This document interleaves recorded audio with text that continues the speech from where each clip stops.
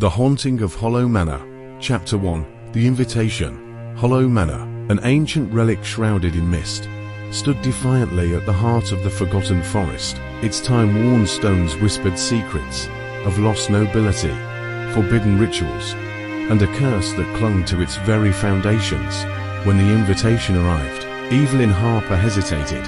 The parchment bore the manor's crest, an ominous raven perched atop a twisted oak. Its ink seemed to pulse, urging her to accept. Chapter 2. The Creaking Staircase.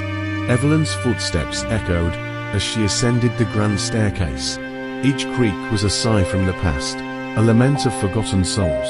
The banister, gnarled like ancient roots, seemed to cling to her hand. She wondered if it had guided countless others, guests, servants, or perhaps something more sinister. The air grew colder with each step, and the portraits lining the walls watched her with hollow eyes. Chapter 3. The Whispering Walls. In the library, Evelyn discovered volumes bound in cracked leather.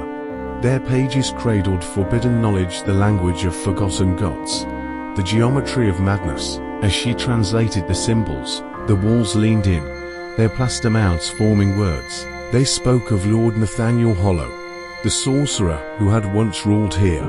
His experiments had torn the veil between worlds, and now the manor itself hungered for souls.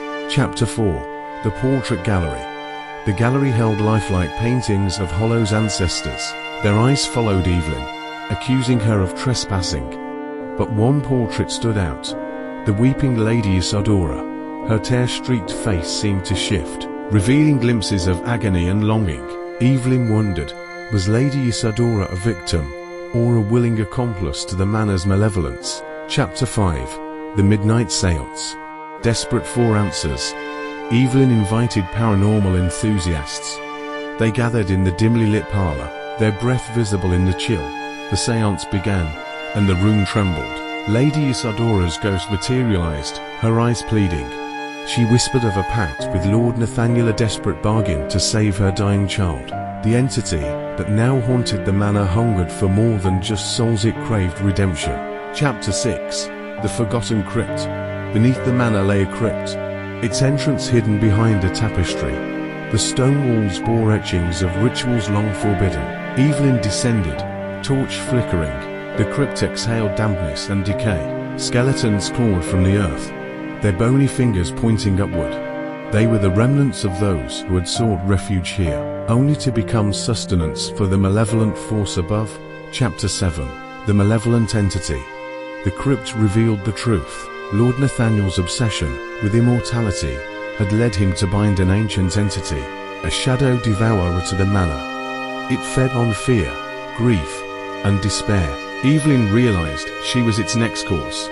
Lady Isadora's ghost guided her, whispering forgotten incantations. She vowed to break the curse, but the entity sensed her defiance. Chapter 8. The Final Confrontation. In the crumbling ballroom, Evelyn faced Lord Nathaniel's ghost.